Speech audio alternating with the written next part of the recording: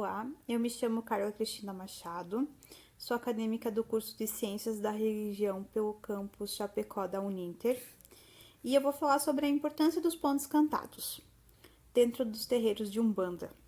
Na Umbanda, um dos mais importantes fundamentos ele é o ponto cantado. Os pontos cantados eles são mais do que cantigas de Umbanda. Sim, eles são cantigas, são cantos, mas são cantos em louvor aos orixás, as linhas das entidades, as falanges de trabalho dentro daquele terreiro. O ponto cantado, ele é um dos fundamentos mais importantes para a harmonização e a eficácia dos trabalhos dentro do templo umbandista, para que a gira ocorra de forma harmoniosa, para que o médium consiga sentir uma sintonia com a sua entidade de trabalho daquela noite também. Se a gente resgatar um pouco da história antiga, a gente vai perceber que antigamente o homem que já é materialista por si só, era ligado aos aspectos físicos e materiais, ele entra numa busca para tentar entender a verdadeira finalidade da sua existência, sobre o porquê que ele levava aquele estilo de vida, o porquê que ele levava aquela vida, o porquê que ele era daquela forma, o porquê que ele agia daquele jeito. E foi em virtude dessa necessidade que ele teve de se religar com o Criador, com Deus, com uma espiritualidade, que ele acaba buscando novas formas de contato, para ele poder se religar, se ligar a essa espiritualidade. E uma das formas encontradas para essa reaproximação ou aproximação com o divino, com a espiritualidade, foi através da música, onde a música acaba por explicar o respeito, a obediência, o amor que ele tem por esse Pai maior, por esse Deus, por essa espiritualidade.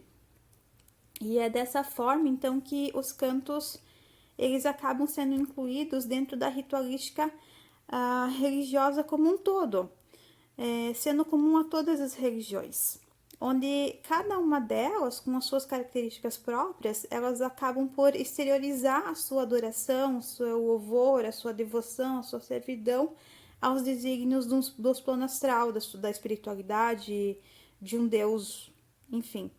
E é dessa forma que a gente tem os pontos cantados dentro da Umbanda, a gente tem os mantras dentro dos rituais indianos, a gente tem os cantos gregorianos dentro da Igreja Católica, ou os cantos de louvor a Deus para os protestantes. Ou seja, a gente não encontra pontos cantados somente dentro de um terreiro de Umbanda ou de Candomblé. A gente vai ter pontos cantados sim dentro da Igreja Católica, dentro da Igreja Evangélica, dentro de todas as religiões. Cada uma vai trazer esses cânticos de uma forma, com uma ritualística diferente, mas todos são pontos cantados. Mas o que são pontos cantados? O ponto cantado ele é uma prece, uma invocação das diferentes falanges, das diferentes divindades que vão trabalhar durante a noite, durante a gira, durante a sessão dentro do centro de Umbanda. Ele é um conjunto de sons que é muito importante, pois ele vai gerar uma vibração que vai facilitar a vinda das entidades de luz, as quais vão ser necessárias para que os trabalhos possam ocorrer, seja na linha da cura, seja na linha da limpeza. Essas entidades elas precisam estar ligadas ao seu médium, e o ponto faz com que o médium entre em sintonia com a sua entidade. Então a gente pode entender esse ponto como uma prece que acaba por expor as forças da natureza e nos fazem entrar em contato íntimo com essa espiritualidade que acaba regendo a nossa vida, independente da nossa crença, independente da nossa religião. Todos nós precisamos de uma forma de entrar em contato com a nossa espiritualidade, e dentro do terreiro de Umbanda ele é feito através dos pontos cantados.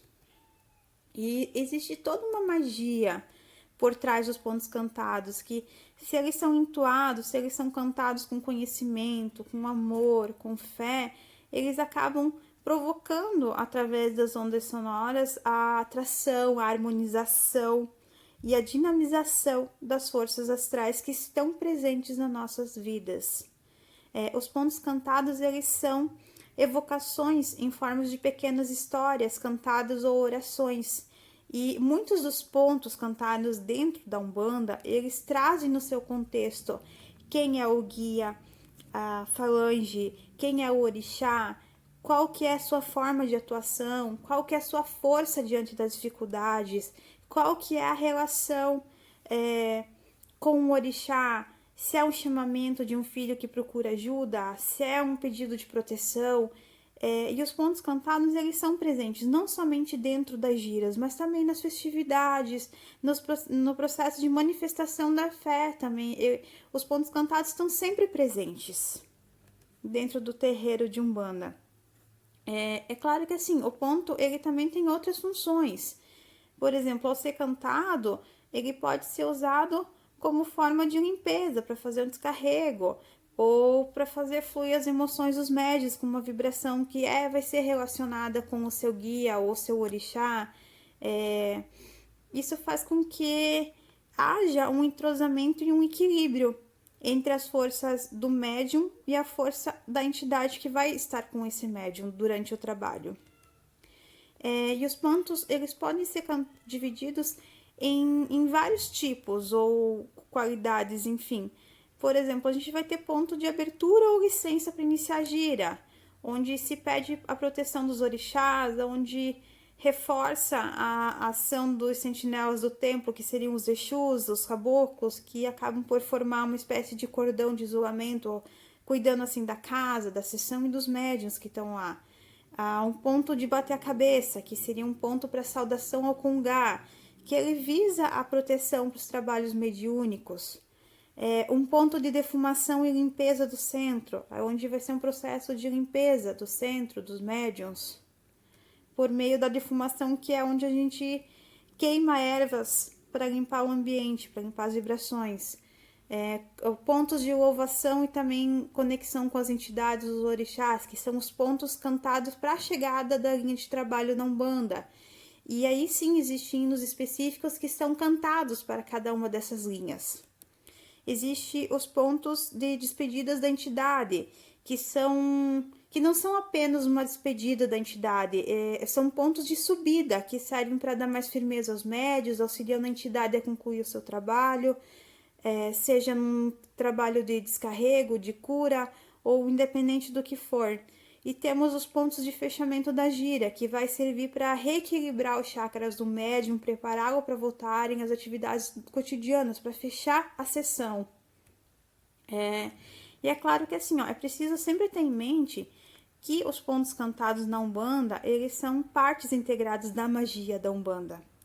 E dessa forma, os pontos cantados, por serem de grande importância e fundamento, eles devem ser alvo de todo cuidado também. Quando a gente vai lidar com pontos cantados, por mais que ele seja uma manifestação da nossa fé, mas a gente deve ter, sim, um cuidado, deve ter um respeito e atenção quando a gente utiliza esses pontos, principalmente dentro das giras. Já que ele é uma ferramenta bem poderosa de auxílio às entidades que acabam atuando dentro da corrente astral da Umbanda. E dentro da proposta dos pontos cantados, existem os pontos cantados que são direcionados, como eu já falei, diretamente às falanges ou aos orixás. E um dos pontos que são bem conhecidos dentro do Brasil, que é em homenagem ao orixá Oxum, que se chama o ponto cantado, ele se chama Eu Vi Mamãe Oxum na Cachoeira. Eu vi mamãe Oxum na cachoeira, sentada na beira do rio. Eu vi mamãe Oxum na cachoeira, sentada na beira do rio, colhendo lírio, lírio lé, colhendo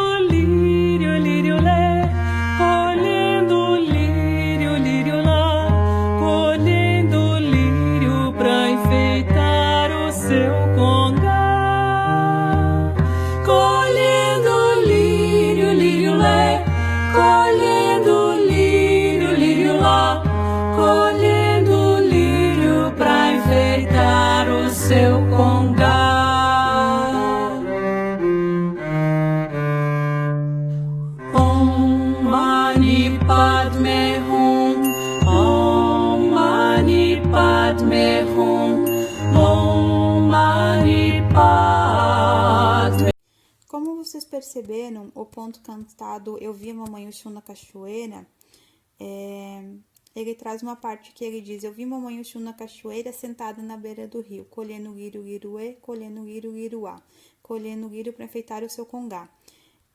Esse ponto, ele traz uma referência direta a Oxum com relação à água doce e à cachoeira, porque a Oxum, ela é uma orixá que seria a rainha da água doce, uma entidade espiritual que ela reina nos rios e na cachoeira. Então, por isso da referência direta no ponto cantado a ela com a cachoeira. E ela é uma das entidades mais cultuadas dentro das religiões de origem africana, seja a Umbanda, seja o Candomblé. A Oxum, ela traz uma representação doce. A Oxum é aquela que mantém em equilíbrio as emoções, a fecundidade. Ela seria a mãe gentil dos povos antigos e dos novos. É ela que renova e intercede por nós em todas as situações. A Oxum é a mãe da água doce, a rainha de todos os rios, é uma orixá que ela rege a candura e a meiguice. Ela traz contigo a representação de ser doce, de ser benevolente, generosa.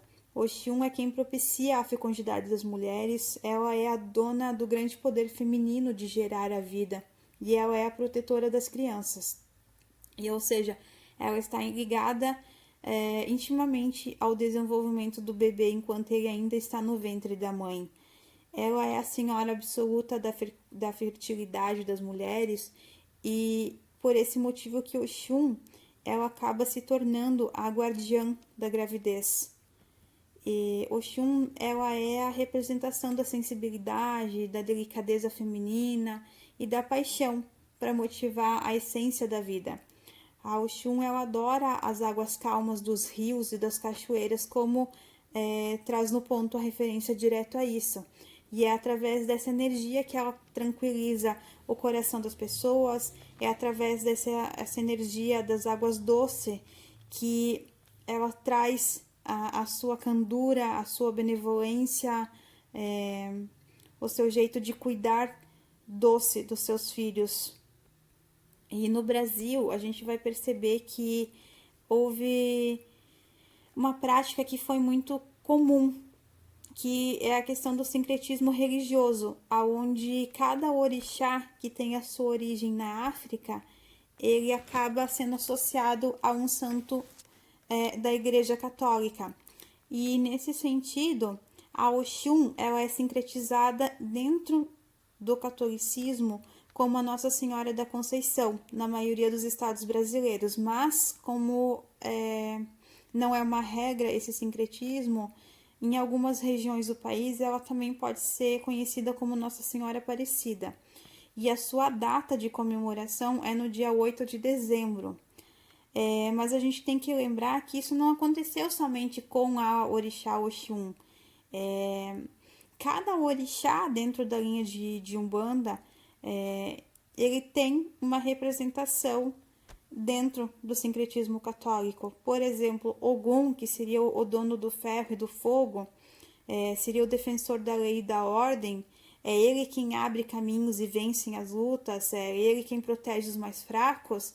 Ele tem a representação dentro da Igreja Católica como São Jorge. Exu, que seria o senhor do princípio e da transformação, que é uma das figuras mais importantes dentro da cultura iorubá, já que ele é o guardião das aldeias e das cidades.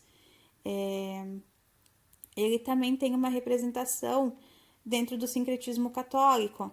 Yansan, ela é uma guerreira, rainha da tempestade, dos ventos e dos raios. Iemanjá, a deusa dos mares, dos oceanos, ela é muito festejada no Brasil por povos das diferentes religiões. Ela seria a padroeira dos pescadores e também a deusa do amor, segundo alguns, né? E ela é conhecida como Nossa Senhora dos Navegantes em alguns estados brasileiros, mas não é uma regra esse sincretismo, ele acaba mudando de um estado para o outro ou de uma região para outra. E nesse sentido, é importante ressaltar que a cultura iorubá, ela é extremamente presente dentro das tradições da Umbanda. A Umbanda, por si só, ela não segue somente o secretismo africano, ela tem um secretismo africano, um secretismo católico, já que ela traz as imagens de santos católicos também para si. Algo que é muito comum desde a época do período colonial, desde o processo de colonização no Brasil. Então, esse sincretismo católico, ele nos faz lembrar que a gente tem vários pontos em comum dentro de um terreiro de Umbanda e dentro de uma igreja católica, por exemplo. Mas, como por exemplo, os pontos. A gente vai ver pontos cantados na Umbanda, mas a gente vai ter louvores dentro da igreja protestante, dentro da igreja católica. A gente vai ter mantras dentro dos rituais indianos, ou seja, os cânticos são algo presentes na nossa vida, independente da nossa religião, independente da nossa crença, da nossa cor, independente do estado ou cidade onde a gente mora. Independente disso, todos nós acreditamos em algo, ou não acreditamos talvez, mas todos nós pelo menos conhecemos algum ponto, alguma reza, algum mantra. Isso é algo presente na vida de todos nós.